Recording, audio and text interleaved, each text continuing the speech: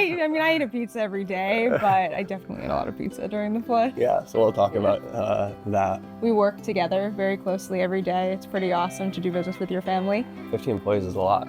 And sometimes the back of the restaurant really just looks like a dough factory. Yeah, it sounds expensive. That actually happens throughout the whole day. Oh, interesting. About 5 to 6 times. Cheese or tomatoes or flour. Oh, it'd be so awesome to do pizza out of a truck. Wow. In a very makeshift way.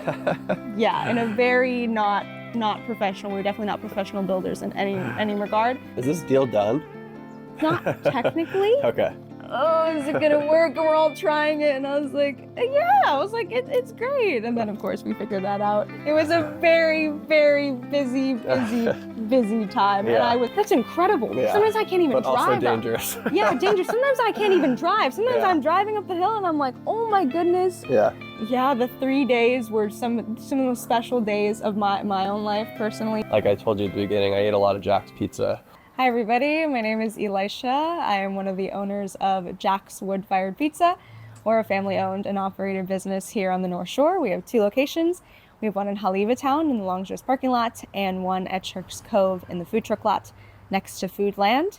And I operate the business with myself and my 2 brothers, Z and Gabe, and the 3 of us have been in business in JAX since 2023. So we're about 3 years old, and we recently opened our 2nd location last year at Sharks Cove. We're looking to expand and grow. So right now we have about 40 to 50 employees and growing. We have a lot of incredible team members, also including people who work some in the admin side too. Yeah, we're just excited to keep making pizza and growing. And we're sourdough pizza and wood fired oven. We use Gabe wood. Amazing. 50 employees is a lot. Yeah, and growing because we have like both locations, and then we also have some people who work admin side, social media side, and some that just do different smaller things. I'm sure. Before we hop into it, just curious, so there's 3 of you that run the business together. Do you delineate who does what? I guess what would you say like you're mostly focused on? We do. We definitely have different skill sets for sure, and it's my brothers, and we're very close. So we work together very closely every day. It's pretty awesome to do business with your family. My oldest brother Z, he's our chief operating officer. He likes us to all make sure we have titles and tell people our titles. So he handles operations. My brother Gabe is our chief of human resources. So he works with our staff. He does all our interviews. His interview process is incredible. And then I'm our chief marketing officer. So I do all the marketing, all the branding, all social media, stuff like that. But we all make pizza, work in the shop, work with customers and employees, but then we have our higher level jobs. Is there a chief pizza person?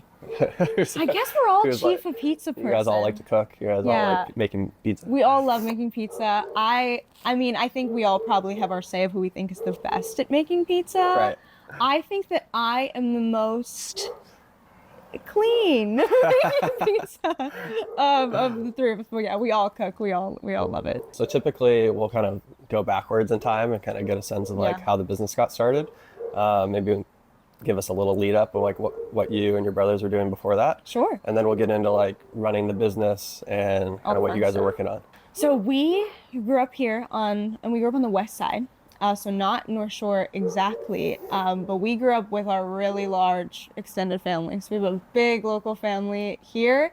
Our grandparents originally from Manoa, and my mom and her siblings, and we have 14 cousins, and we all grew up very, very close. Wow. So we spent a lot of time together growing up, and everyone kind of has this like entrepreneurial bug, I would say.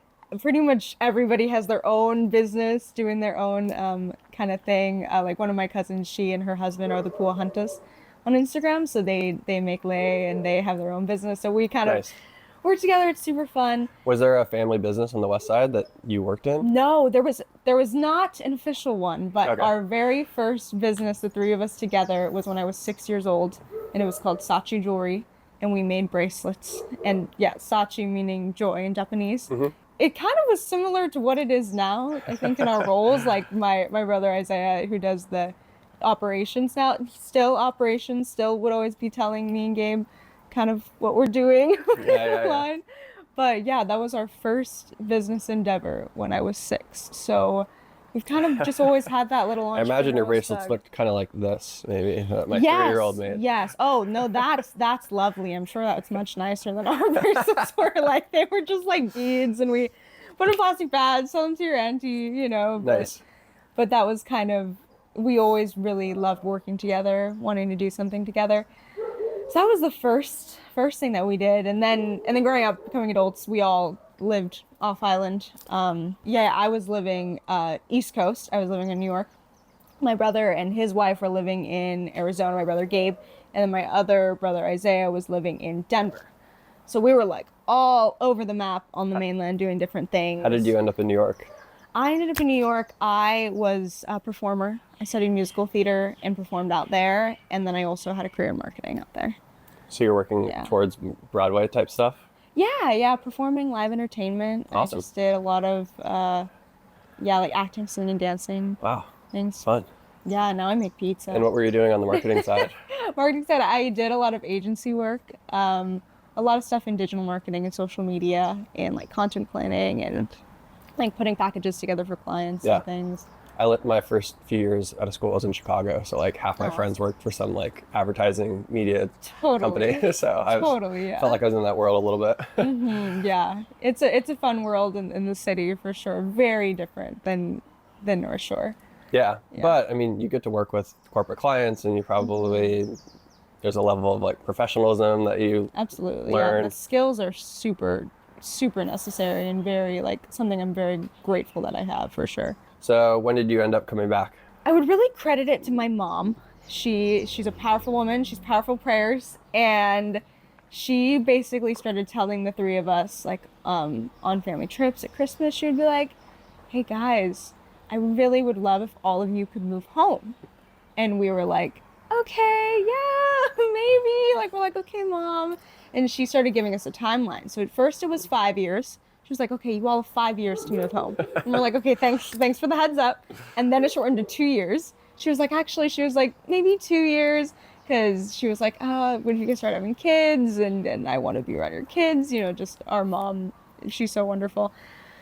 And so she kind of put that in all of our heads, and okay, maybe we could end up moving home. So Isaiah was the first to make the jump, my oldest brother, and he is the one who has the most restaurant experience. He has worked in IHOPs and Denny's as the district manager for over a decade. Wow. So that's his background and expertise. So he made the jump first and was really trying to figure out what can we do. And does that mean you're overseeing like multiple restaurants?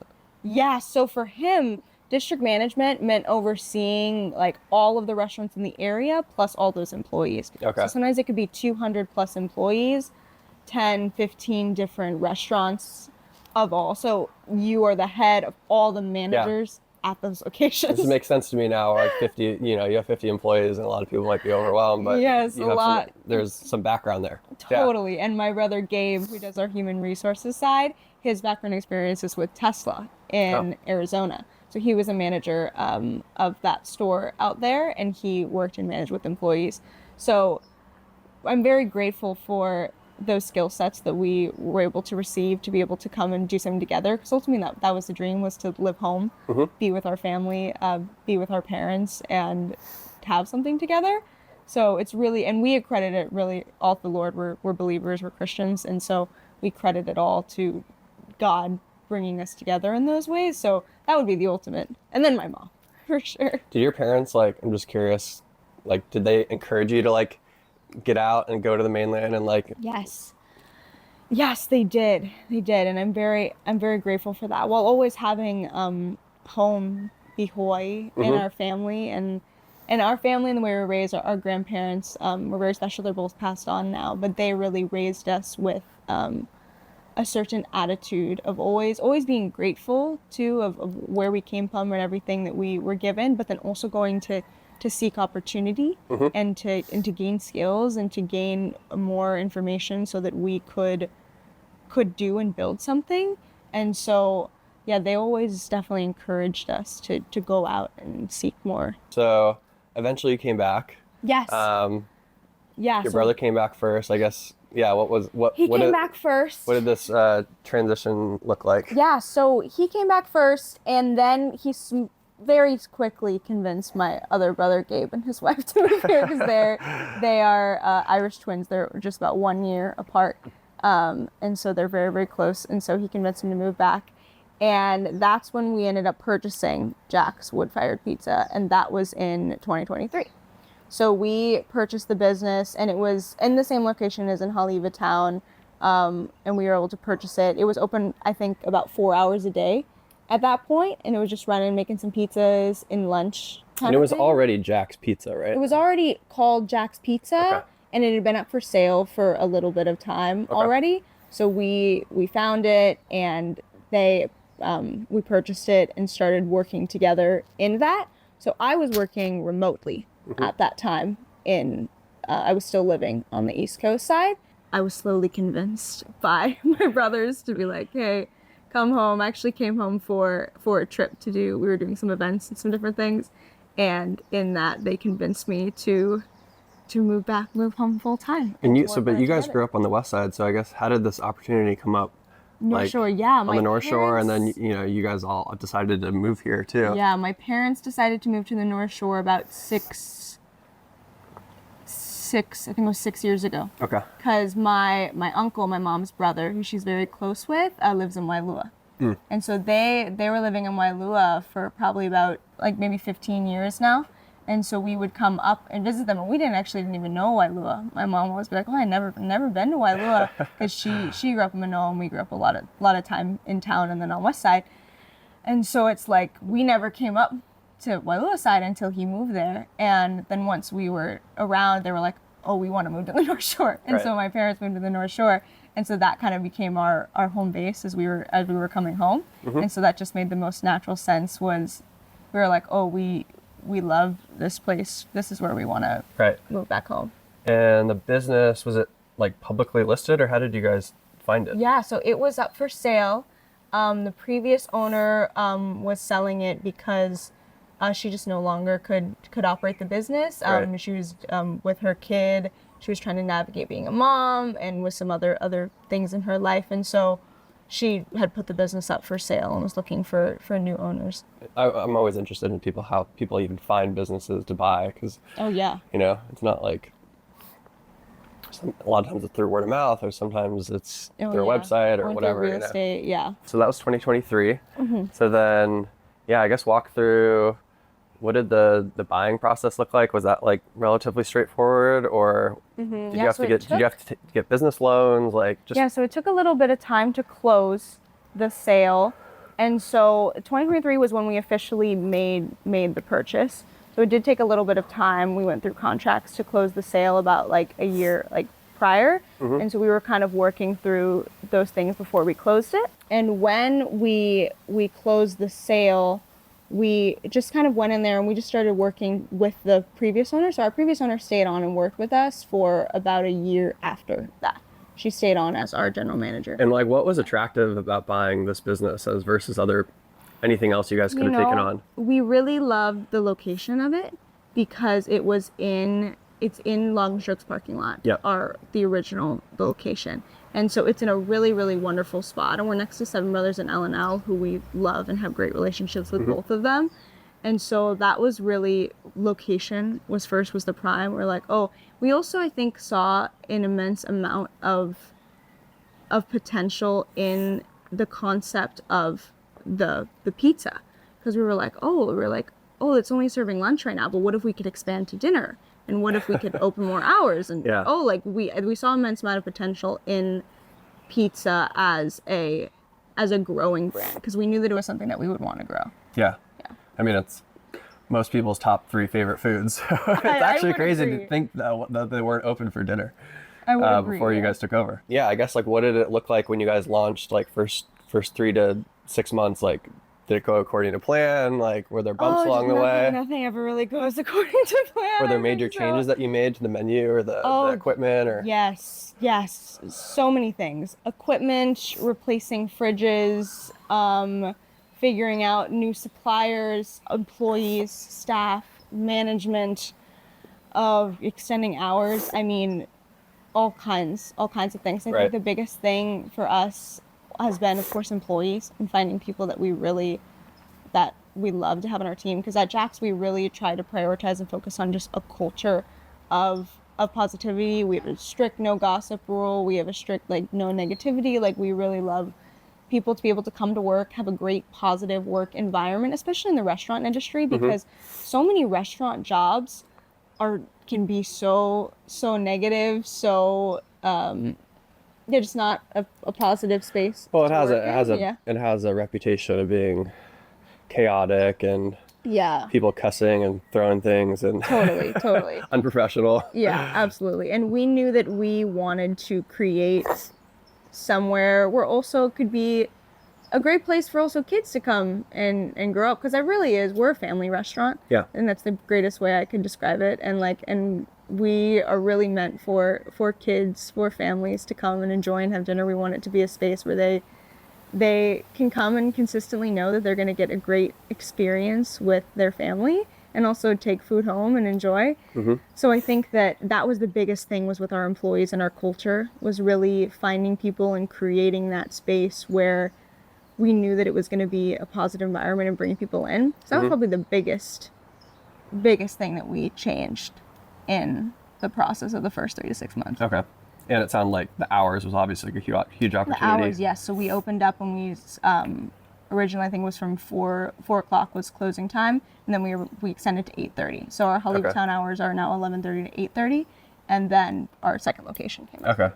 So the menu somewhat stayed the same, and the ingredients, or was there major changes there too? Menu changed significantly, and our dough recipe, because I think the biggest key to the pizza is the dough. Yeah. And so we're sourdough. We have a 24-hour fermentation process, and then we have many processes of letting the dough sit. And it took a while to create the entire process, because there's a lot to incorporate when it comes to sourdough, such as like the moisture content of the dough and how long are we proofing the dough and the temperature of where the dough sits out, and is it fridge proofing, and also the grams of how much it weighs, and that all of those things can really affect how the dough tastes, how it rises in the oven, plus the temperature of the oven. And so you get that nice fluffy sourdough crust that has that good crunch. Yeah. Like that, so many of those things took a lot of trial and error to figure out. Did any of you have a baking background, or are you guys just like on YouTube I had some baking background, but my brother Z is the one who's very into the temperature and the moisture content and the information. But it was a lot of just making dough. Like we would go in the morning. So we'd go in early morning. Yeah. And we would just make the dough and figure stuff out. Yeah. So like I would just go in at like 7 a.m. and be like, okay, so we're gonna make the dough and then put it on the table, stretch, figure it out. Okay, how is this? And then we would test. Yeah. Test over and over. And now it's like I feel we have such a great process from so much trial and error of how we want our dough to be. Because also what we ran into is we started to get busier and busier and busier, and we realized, oh wow, we need to make a lot more dough to be able to keep up with the demand. Totally. And so that also increased the process, because we used to just make one batch a day.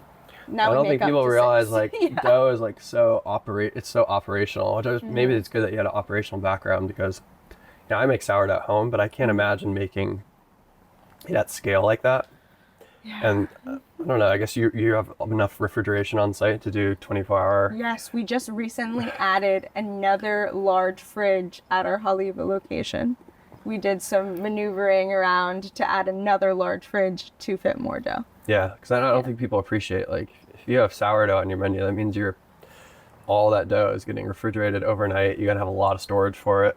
Yeah. And you don't just pop it out of the fridge and throw it on the it in the pan, You proof, yes. And sometimes the back of the restaurant really just looks like a dough factory. Yeah. Because we're actually making dough throughout the entire day of operation. So we open up at 11:30. And then throughout the whole day, we're making our batches of dough and then letting them sit in our proofing process. So we have our dough is just 4 ingredients. It's just our sourdough starter, flour, water, and salt. Those 4 things in our specific ratios and measurements in our mixing times. And then we have multiple different proofing processes when it comes out, flipping process, then bench rest. Then we cut and roll into, we do 280 gram dough balls. And then we have another bench rest, then fridge proofing. So there's multiple different steps. So that actually happens throughout the whole day. Oh, interesting. About 5 to 6 times. You don't have to go into like the specifics of like the brands or whatever, but because pizza, there's so few ingredients, the ingredients that you use is really important. Like, are you sourcing your ingredients from exotic places or your flour or whatever? Well, just our curious, flour, we use a high protein Italian flour. Okay. And so that's definitely key to what makes the dough incredible too. Yeah. Because we've also had a lot of gluten-free individuals come and be able to eat our sourdough. One, because of the fermentation of the sourdough and the easy digestion of it, but also because we use this high protein Italian flour, and a lot of gluten-free individuals in the US can actually have Italian flour. So strange to me. I know, yeah, it's crazy. Like my assistant, my social media assistant, she's gluten-free and she can have our pizza. Wow. Yeah, like every day. And it's no problem for her because of the Italian flour. And so that's a big key for sure. Yeah, I was talking to the guy who owns Surf and Salsa, and he like once every 6 months flies to LA and brings chilies back. It's like you can't get them anywhere else. So Yeah. I didn't know if you had any weird stories about where you sourcing cheese or tomatoes or flour. I think the flour is probably the most key ingredient. Right. So business is up and running for 6-12 months. I guess how did that ramp go, and then at what point did you guys decide that you wanted to expand to a second location? The beginning was just kind of getting things, up and processing in a whole day operation. Also, what does it look like to have what shifts of who's running all this operation? Right. Are we staying all day? Like kind of those things. And then closing, because originally, like just with the dough, we used to make dough just in the morning. And then we switched to doing dough at night because we realized, we didn't have enough dough. And now we make dough for the whole day. Wow. So that was a big learning curve, was to figure out how we were doing that, as long with food prep, of course. Another thing of that was wood supply, because we burn Chiave wood in our oven. And so we started to have to get more and more and more Chiave wood. So we have a great guy who helps us supply our Chiave wood. And so we deliver it. We go through massive crates. We go through about 3 massive crates in a couple weeks. Wow. Yeah, so it's a lot of wood that we burn. And so we were kind of just figuring out, okay, I think it was just seeing as we were growing, and then the increase was slowly starting to come up. Okay, we need to start increasing. And I think the time really came to expand when we had a lot of our systems and processes locked down, and we were like, okay, this is something we can duplicate. Right. Because I think when it comes to expanding for businesses, things have to be duplicatable to be able to bring them to another place. And so we really started having that around like beginning of 2025. It's like a year and a half in-ish. Yeah, about two years in the beginning of 2025-ish, from 2023.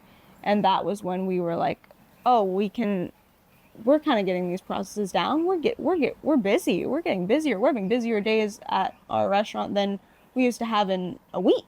Yeah. Like, wow, the sales are slowly starting to move up. We can duplicate this and see if we can bring this somewhere else. And that's when we decided to expand into Sharks Cove, where we're at now. Then how did that opportunity pop up? Oh, that was we have an incredible contact over there that we got connected with. One of the guys who owns a property over there. And we were like, looking for a spot to put a truck, because a food truck had always kind of been in the dream. We were always like, a food truck would be so cool. Like, we grew up watching the Great Food Truck Race. Right. We loved that show. And we were like, it'd be so awesome to do pizza out of a truck. And so that was kind of the idea with the next location. We were like, we really want to do a food truck and serve people in that different capacity and have a different setup, because the setup of our Sharks Cove location, it is an outdoor restaurant plus a food truck. Yeah. It kind of has both things. It's a very unique model because we do order at our host stand, but then we have a bunch of tables and we do service at the table. Right. So it's a little bit of it's a different model than just like a food truck model. Yeah. And so we found we found the Sharks Cove land, and then we got to working on the truck. So the actual truck being made, it was made off island. Oh, you made the truck? We had a truck built. Oh, wow. Yeah. Because it had to have your oven. It would just be custom. Yeah. Well, the oven we bought from someone here. The oven we bought from a pizza restaurant in town who was selling it. My brother connected with this guy. He was closing one of his locations, and he was selling an exact wood-fired pizza oven that we needed, and he had it in storage for like a long time. It was just kind of sitting there. And so we went and checked it out, and we're like, okay, we could put this oven on the back of our truck. So the trailer was slowly made, and we worked through all the processes of where's everything gonna go, all of those things. And then when it got here, that was the biggest part of putting it together. So what we basically did was we had to cut a hole in the back of the trailer to put the oven on. So how our truck kind of looks is there's like an open space in the back where our oven is on. So we had to forklift the oven onto the trailer, and then we cut a hole through the trailer, and then we like welded the entrance of the oven onto the trailer. Wow. In a very makeshift way.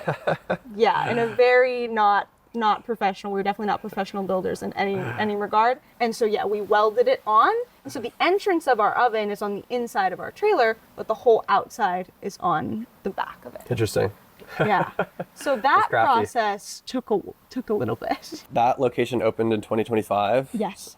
And I guess how's that gone so far? And then we can lead up to, maybe it's a good segue into what's going on over at Sharks Cove now. So we opened up there in September, and we were able to do a lot of landscaping, which we did on our own in that area.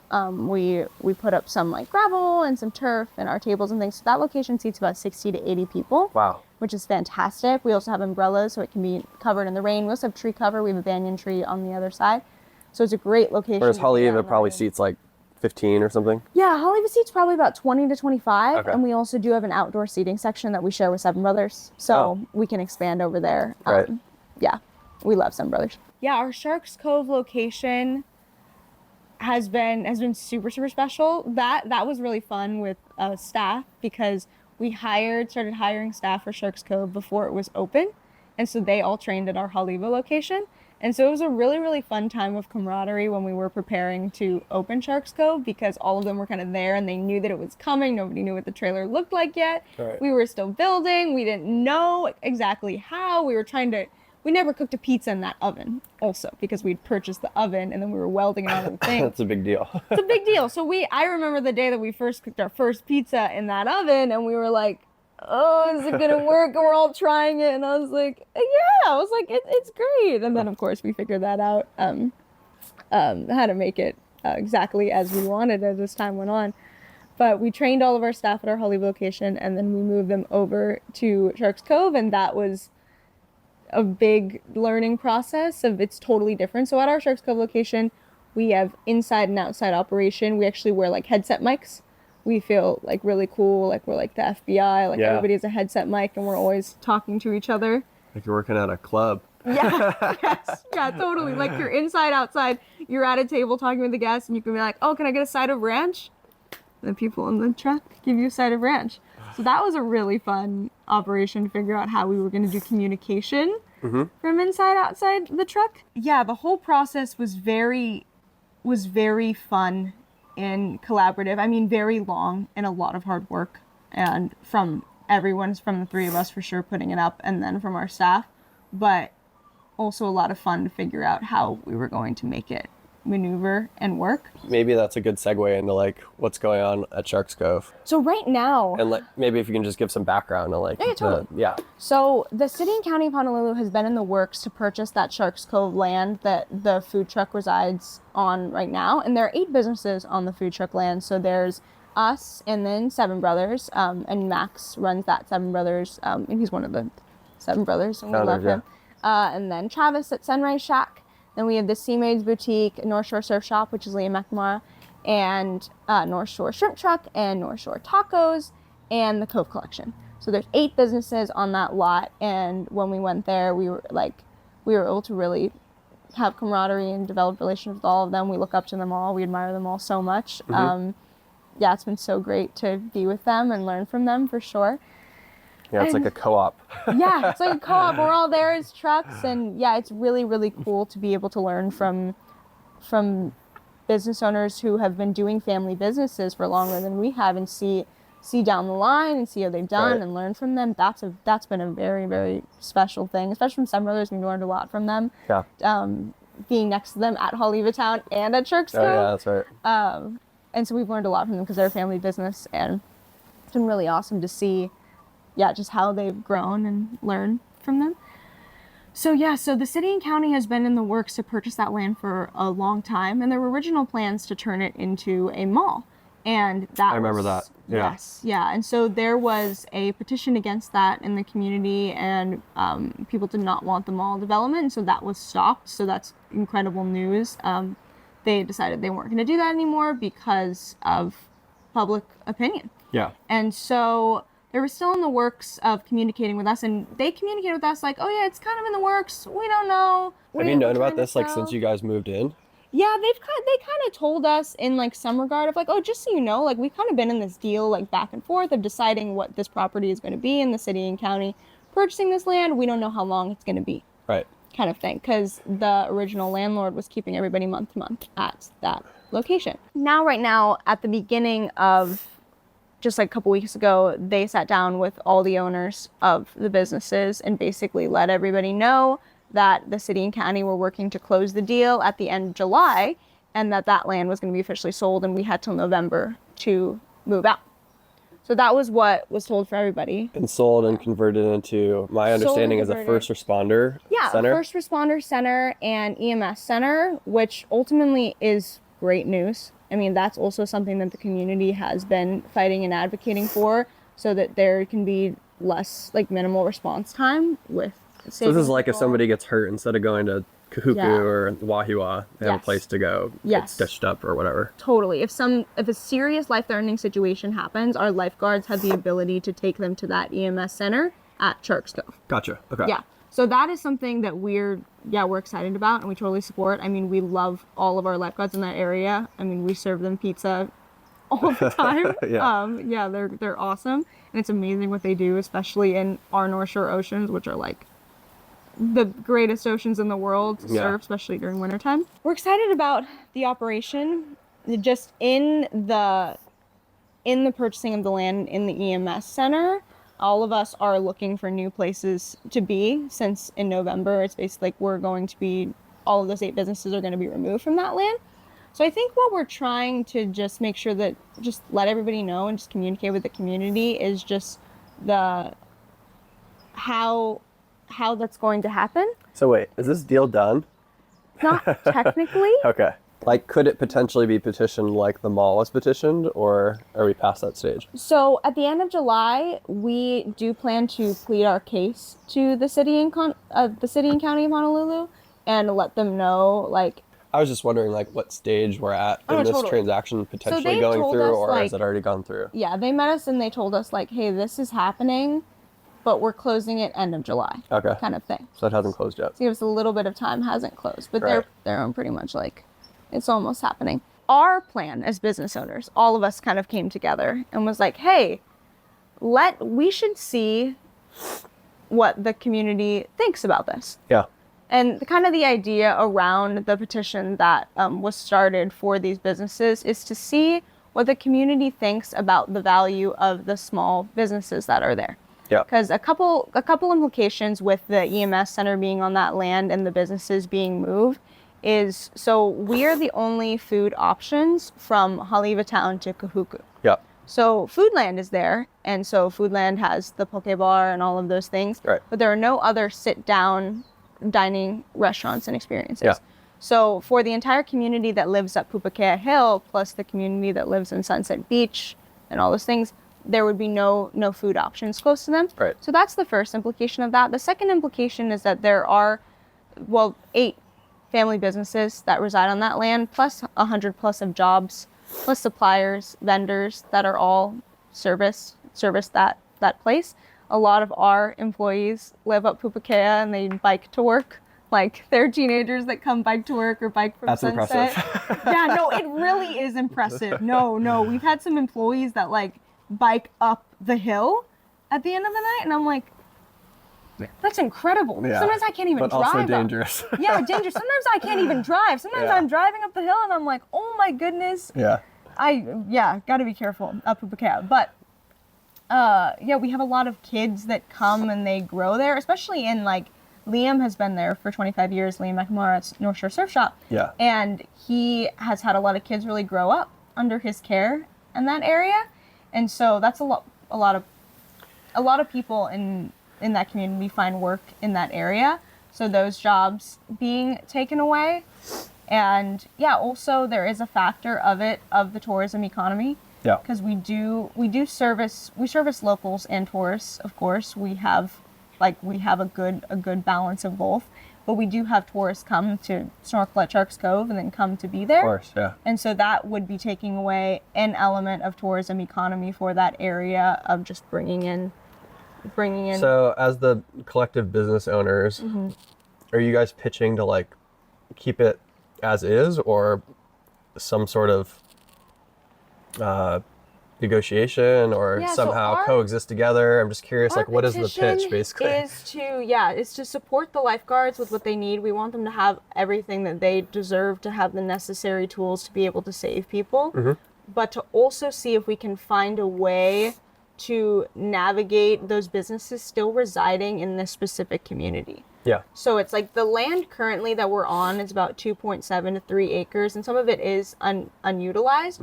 So we also understand like the implications of, okay, what would it look like to be city, county land having vendors and while also having EMS center? We're like, would that necessarily work? We're not sure. We want to have that conversation and see, is that even a possibility? Or what are the other possibilities for land nearby that the city and county can navigate? Okay, can we put this here and move those things here?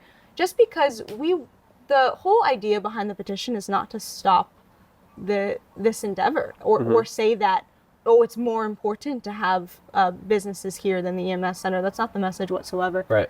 The message is we wanted to show that there's value in both. Yeah. That there's value in having these small local businesses in the community, because there's been offers from them to help the businesses find new locations, of course, but we're unsure. Where is that going to be? Is that going to be in this community? Right. Is that going to be in Haleiwa? Yeah. Is that going to be outside of the people where we live and the people that we service?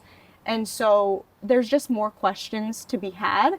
There's more negotiations to talk about with them. Right. And that's kind of the idea around the petition, is just to see, does the community agree that these businesses can be a value add? And can we see if we can add that to the conversation of what could we do to have both of these things exist in this community to overall make it better? Makes sense to me. I think people like food and they like the option of having emergency services close to the... Yeah, totally. And both are necessary for a community, and not that it all has to be on that land. Right. But are there just options we can have to... So if someone wants to find the petition, I haven't seen it yet. Where does it exist? Yeah, so the petition exists there's a shared Instagram from the 8 businesses called Save Sharks Cove Businesses, and it exists in the link in the bio. Okay, there. so there's like a petition.org link Yeah, or it's something? change.org. Or change.org. Very cool. Yeah. Thank you for that. No, yeah. Another topic I wanted to cover was just like around the flooding. Yeah. I know that you guys were super involved, so thank you. I mean, I think that we were all, everybody that lived here was super involved. Yeah, but I know JAX in particular, like I told you at the beginning, I ate a lot of JAX pizza while I was volunteering for 2 to 3 weeks, and a lot of Seven Brothers burgers. I was joking with my wife. I was like, after like 2 or 3 weeks of volunteering, like every single day, I was like, I'm gonna get fat. I need to go back to work. But yeah, just curious of like when the flood happened, were any of the stores directly impacted or indirectly impacted? And then I guess like what was the impetus, the motivation to get as involved as you guys did, and what did that look like? We actually lost our personal home in the flood. So March 19th, well, it was March 19th the night, but it was really March 20th because it was midnight. We actually escaped our house in the floodwaters. Wow. So, and it was very interesting. We're very grateful to the Lord for, of course, that everyone was safe.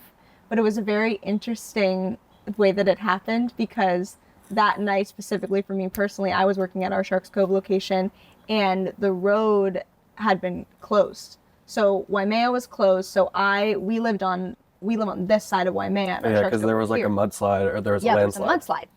And so, because there was so much rain. Right. And so I actually couldn't get home that night this direction. So we decided to close the shop a little bit early, because we were like, okay, what are we going to do? I'm not really sure. Because I drove around the island previously, which is what a lot of us were doing because it was closed. If you work on this side of Waimea, you got to get home to Haleiwa, drive around. So that's what we were doing in those previous days. And then that day, Thursday, March 19th, we were like, let's just close a little bit early. We'll get home. It's raining pretty hard. Let's do that. So we close a little bit early and we go home. And I'm very grateful for that decision, because it did end up probably helping us escape, which was really awesome. And so it was around midnight. We were in our house. I was trying to sleep. My brother and my mom were awake. And that's when the water started coming in to our house. And it was pretty clear in about 5 minutes that, we need to leave, or we are going to be in a really bad situation. And so we grabbed as much as we could from the house. My mom, their room was so high up we couldn't open the door. Wow. The water. And it happened so quickly. And there was also no notice. I think what a lot of people talked about, we had no idea that there was flash flooding. The alert didn't come out until 5 a.m., which a lot of people, of course, have spoken about their experience with that. Yeah. So we couldn't open the door. So we got as much as we could. And then we went outside. Going outside of our house, the water was up so high. We were swimming in the water, trying to carry as much as we could. We had to climb over some broken gates. We were kind of hoisting us up. My brother, Isaiah, he was kind of lifting us above the gates. And luckily we have a very large truck that we use for work. And so we all got out, piled into the truck, and just started driving.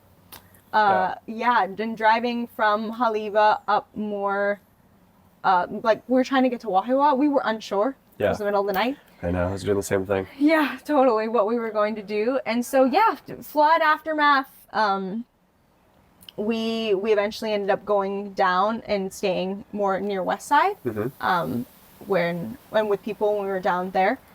But for the businesses, the morning after, my brothers, they went up to the Haleiwa location, checked, and there was no flood damage. Right. And we were like, oh my gosh, we were like, this is incredible. We're like, thank you so much. And so actually that same day was the first day that they were like, we should make pizzas and start just seeing if anybody needs food. Because we had just been in that situation where we were like, we escaped, we were unsure, and we had no power, but we're wood fired. Right. And so also we were like, the food's going to go bad, but it's still good right now. It's still kind of cold. We have no power. The wood fired oven we can do. Let's just start making pizzas, because why would we not? What about water? Food. We had water. But we also didn't really need it because we already had the dough. Oh, you already had dough. Yeah. Yeah, so the dough's already proofed in the fridge. The food's already there in the table, and it's still a little cold. So we were like, we're gonna make food. And so we started making pizzas, and we started bringing them out and just finding who we could. See, Are you okay? You need food, kind of thing. And that was when it really first started. And so for the next month, it was just a whirlwind of... I just can't believe that you guys jumped on that when your family house was also destroyed at the same time. I think it's the mindset was the house completely unsalvageable, or was there also all hands on deck on the house too? Oh no, we had to gut the house. Yeah, so we had to totally gut the house. Also because the mold and also everyone knows who went through the flood. The smell. The mud smell never... That was the worst part of it. It never really goes away. Yeah. No matter how much you bleach or anything. So we did end up having to gut our house, and we're doing some work on rebuilding. Yeah, our own personal home is definitely in some... Because it's like you probably had... the houses I went to, there was 20 to 50 volunteers every day getting these houses cleaned out. Yeah. So you were all hands on deck with the house, and then all hands on deck with... It was a very busy making time. pizzas too, which is just insane to me. It was a very, very busy time. Yeah. And we were just covered in so much mud all the time. Yeah. Like, it was just, yeah, work boots and gloves and jeans and trying to yeah, it was definitely a very, very insane time. Yeah. Because we were trying to manage both at the same time. But I think the mindset for us with the restaurants was, what else are we going to do? Like, Yeah. okay, our house flooded. We're going to have to deal with that aftermath anyway. But what can we do right now Yeah. to do some good, to try to help? Because we knew everybody was going through the same thing. We were like, is there anything we can do? So we just started slowly doing that. And also, I'm very, very grateful because we are family. So because we're family, we had a lot of family support.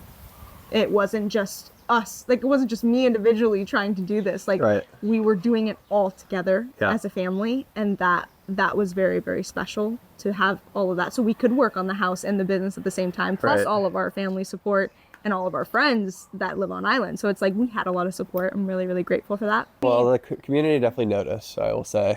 Oh. It was definitely appreciated. Yeah, I was leading a lot of the rebuild of the preschool a block away. Oh yeah. And we had like hundreds of volunteers coming through like on a daily basis. And then, you know, one or two times someone would just show up with a stack of pizzas. It was like, it's so appreciated. So Yeah, it was a special time. And Yeah. like in retrospect, like of course it was horrible, yeah. but it was also incredible to see people come together like that. Like Definitely. we experienced it from every single outlet, from our staff, from customers, from people coming and just wanting to help, seeing the volunteers come together. So even some people who were donating from the mainland and things. Yeah. So Yeah. I would love to talk about what that led us into Sure. during the fundraiser that we did, because how it kind of came about was we were doing food making every day at our Sharks Cove location. We actually didn't have power for a few days, and that entire area didn't have powers. But for us, we had coolers, we had ice, we had our food, we had our wood-fired oven, and we were like, we can do something with this. So I remember we went and we got a bunch of bags of ice, like in Wahiwa, Mililani, we brought it up, and then we would pack it in the coolers, and then we would put the food in the coolers and pack it so we could keep the food going so we could cook. So I remember that Saturday is when at our Sharks Cove location, we weren't really open, but we were open. Right. People were coming, we were making food, we were texting, we were on social media. I remember I was in my DMs, I was just like, hey, you need help? You need food? Who's doing this? Yeah. Because it was in the beginning stages. Yeah. It was the first day or two where we were like, okay, people are gonna start needing food. How are we doing it? So I was just messaging everybody I knew. I was like, okay, Yeah. so what are you doing? You're doing this? Okay, there's a group forming over here. Okay, we'll bring you pizzas. So when Yeah. we cook 10 pizzas and then we put it in the truck and we drive over there. Right. And that was kind of how it started. And it was just so incredible. And then of course people were coming down to Phuket. They're like, we have no power. Because they weren't impacted flooding, but they had no power. So they were Right. like, oh, we have no power. What are we eating? We had people come multiple times in a day to Yeah. eat. They were like, oh, they come in lunchtime and they're like, oh, are you guys gonna stay up? We're like, yeah, we'll be here. They're like, okay, great, we'll come back for dinner. Because they have no food. Right. So they're just eating pizza Eat a lot of pizza. all the time. And yeah, so we were able to do that for a few days, then of course get the business up and running, and then dealing with the potable water Yep. and the water advisory. Yep. That was a whole Yeah, other we didn't have water thing. for like 2 weeks. Yeah, no Yeah. water for a long time. And so we were getting water, we were purchasing water, and then we were filling up. We were trying to like make sure we weren't using too many community resources. We wanted Yeah. to see like, okay, what can we do to kind of just help and supplement kind of thing. So we were doing water with that. And then how it came about, we really were talking as a family and realizing that we wanted to do something with what God had given us to really make an impact to people. And that's where our fundraiser idea, we called it Stronger Than the Storm, the JAX fundraiser. And that name came about because we realized through that whole week of doing what we were doing, trying to feed people and communities and partnering with the volunteers and we partnered with North Shore Christian Fellowship, we partnered with Inspire in Mililani, I don't even remember. So like just so many people that we were able to, Sunset Christian, like we were able to partner with these people. We realized we're stronger together in this community than anything that like anyone could throw at us, because at that time there wasn't a lot of outside help. There wasn't government assistance. No, there was none. There wasn't federal assistance. Like there was nothing, and everybody was aware of that, and we were all like, okay. But what we had was what we had, and that came our phrase kind of came about of do what you can with what you have. And I've recently added to it. I'm like, now I've added where you are and let God do the rest. Right. To it, because when you follow that phrase, there's a lot you can do just with what you have. So we were like, hey, we have 2 businesses. We can do something to help people, because we were starting to hear the stories come out of our family, our community, of like people we love, of what the situation was looking like for them. And even in spite of our situation, we were more like, oh, we're gonna be fine, because we know we got this, because we have support. But like we knew people, I'm like, they have no support. They have no one to help them. And we were like, how can we make a financial difference in their lives? We have a business that brings in income. How can we make a difference? So we decided to host it over Easter weekend because of our faith, because we're Christians. We were like, we believe Jesus is the ultimate hope. Like JAX stands for Jesus Always Exalted. Like that's our ultimate message. And so we were like, hey, Easter weekend, we want to show that there's hope in this. Let's do this. So it was all 3 days. It was Friday, Saturday, Sunday. We did 100% of all of our profits for the whole 3 days. Wow. And that was a massive endeavor. And it was a massive endeavor. It was kind of crazy. Yeah, I wouldn't recommend that to other people. But we had such faith that God was going to use it, and he did. And so, yeah, the 3 days were some of the most special days of my own life personally, because what we decided to do was we chose specific families to donate money to. So we worked with 4 families, and they were 4, like, I was able to sit down with each of them personally and just talk, hear their story, hear what happened, hear what they need. And that I was able to share and turn into, we did videos, we had one video of the Ina family go incredibly viral on social media, just because their story was so impactful because of their message of faith, because they had lost everything. Their entire house picked up and shifted. They escaped in the middle of the night with her newborn. Their newborn, she was like flooding, and she like handed her newborn to her neighbor. It's insane. Yeah, but they had such a strong message of faith. They're like, God's gonna take care of us. They're like, we're gonna be okay. We believe. Like, they were so strong, and that was the whole message of the fundraiser. And their story was so impactful. So we chose 4 families. We raised the 3 days, and over the whole weekend, we raised about $40,123. Amazing. Crazy. And then each family got $10,000 of that $40,000. Cool. And so it was really special. And that was with in-store profits, plus we had a GoFundMe that was going. Right. And we were having people donate from all over the island, all over like cross islands, and also mainland. We had people donate from the mainland. And from the actual fundraiser, we had people driving from everywhere. People were driving from town. People were driving from Nanakuli. People were driving from Waimanalo. Like, they were like, we came from Waimanalo. I was like... Yeah, no, we had the same thing at the First Baptist preschool. It's crazy. Yeah. Like, people, we had an anonymous donation of $10,000. Oh my gosh. From someone on the mainland. Yeah. So it was super cool. That's the whole point. Like, we saw how powerful it is when a community can come together and work together. Yeah. And so, yeah, it was a very, very special, difficult time. Yeah. Maybe we can just shift to like future state. I mean, I know you guys are working on the Sharks Cove situation, and there's some uncertainty around that. But are there any projects or things in particular that you're working on? Yeah. Also curious, just like given that you're like a marketing focus, like what specifically, like maybe like some of the main pillars of marketing that you work on. Oh, for sure. If you want to tie that into, that'd be interesting too. Yeah. So we would love to expand. That is absolutely our plan. And our plan with expansion is to service each new community and neighborhood of Oahu that we reside in. So that really is our heart. Right now, there's no visions of franchising at this moment, just because we would love to keep it in the family and continue to do it together.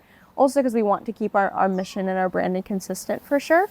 So the goal would be with each new neighborhood we move into, that JAX Wood Fire Pizza would become a place that the community knows has support there for those specific people in those communities. So right now, the communities we're looking at, we are looking in Mililani, and we hope that will be one of our next locations. Yeah, we love Mililani. My brother's wife, that's where her family lives. Cool. So we've also spent a lot of time in that area. And so that would be our hope, is to go there and to service the families of there. And of course, it's a much different demographic, of course, than Haleiwa and Pupukea, but very family oriented. And that is really the branding behind JAX, is we're pizza for your Ohana. I like to say this phrase of like, your family's favorite pizza. Yeah. Of like, where are you going when it's family dinner time? You're going to JAX to get some pizza, because it's for everybody. We really do have options that everybody in your entire Ohana can enjoy.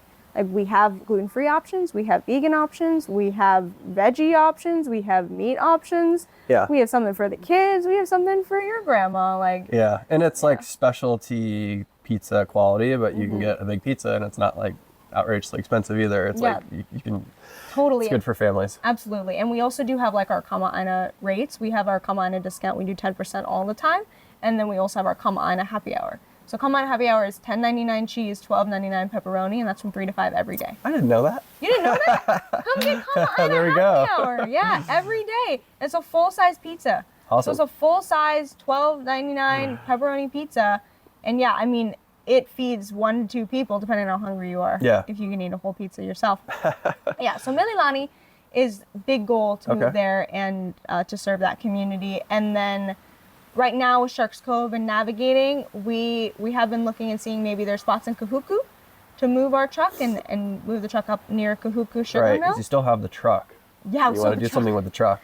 We still have the truck, and so we would love to see if there's space for us up there. And of course, still navigating what we're going to do with Sharks Cove. Yeah. But yeah, Kahuku would be the next place that we're looking up there to grow and expand.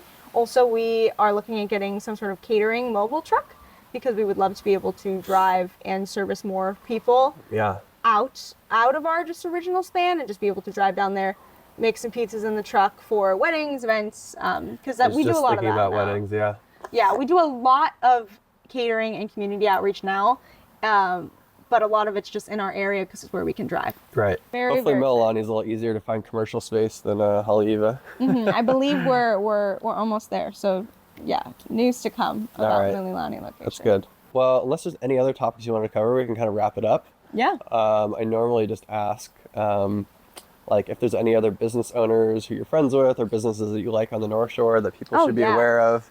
I mean, so many. Yeah. So many. I mean, I got to shout out everybody that we're next to at our businesses. Yeah. So of course, Seven Brothers, who we love. We work with Spencer, who is the Haleiwa Seven Brothers, and Max at Sharks Cove. They're phenomenal, wonderful people. We love working with them. We're so grateful to have locations next to them. L&L, they're awesome. Candy at L&L, she's so great. We just their favorite pizza is the truffle mushroom, so we love to trade food and share back and forth. Nice. And then everybody at Sharks Cove, Travis and the whole gang at Sunrise Shack, we love them. They're phenomenal to work with. Yeah, really, really inspiring to watch them just grow as a family business and continue to expand, and now they're franchising and everything. It's cool to hear that you guys like have such a good relationship with like your neighboring businesses. You know? Yeah, you got to, and it's like they're the best people to learn from. And then of course Liam McNamara at North Shore Surf Shop. Yeah. Both in Haleiwa and at Sharks Cove. Yeah, I learned so much from him. We love him. Like love just doing business with him. And yeah, I mean, I got to shout out Aloha Boba Co. Because they just opened up, and we love them. My mom and I met them at a market a while back when they were just doing pop-up markets. Yeah. Before they found that location in Haleiwa, so we're really excited for them. Yeah, they did a good job. Yeah. I'm gonna try to get them along at some point. Yeah, they're great. I mean, we have a lot of people. I'm just Seafood Cartel. They're fantastic. Yeah, they're great. They're so great. We met them at their location in Pearl City. Yep. And then we just met them, right before they opened their Haleiwa location. So we were just chatting with them. We met the whole family. They're incredible. They're an amazing family business. And they were like, we're coming to Haleiwa. We're like, oh, neighbors. And so they are also in Haleiwa town in that same area as Sunrise Shack and Aloha Boba Co. just opened up by Celestial Natural Foods. So yeah, a lot of businesses. Oh, I mean, Pono Fitco. There's so many. That's all right. There's so many. You gave enough credit. Yes, we do have a collaboration with Pono Fit where they can get JAX discount cards if they book a day pass there. If you book a day pass at Pono Fit, you'll get a JAX discount card. I thought you were going to say they can like eat pizza while they work out or something. I mean, they could. They could come take their discount card that they get when they get their day pass, come eat a pizza, go back to Pono Fit. But yeah, we love the business owners and then businesses here on North Shore. It's incredibly special. So there's tons. Thank you. Yeah. Last question. Do you have any advice for aspiring entrepreneurs? It could be North Shore specific or more general. I'll speak on this one from a marketing standpoint. I think just go with what makes you unique. I think that's the greatest thing, is that what makes great businesses succeed, especially here on the North Shore or in Hawaii, is your story, is who you guys are, and what makes you special and different from other people. And so I think that's what I'm really grateful for, to be able to have with my family, is we can just capitalize on who we are. And I'm really grateful to have that opportunity. Yeah, makes it easy to tell that story too. Yeah. And it's just the truth. Right on. Well, thank you for your time. Thank you, I really Jordan. appreciate it. And I think that's a wrap. That's a wrap.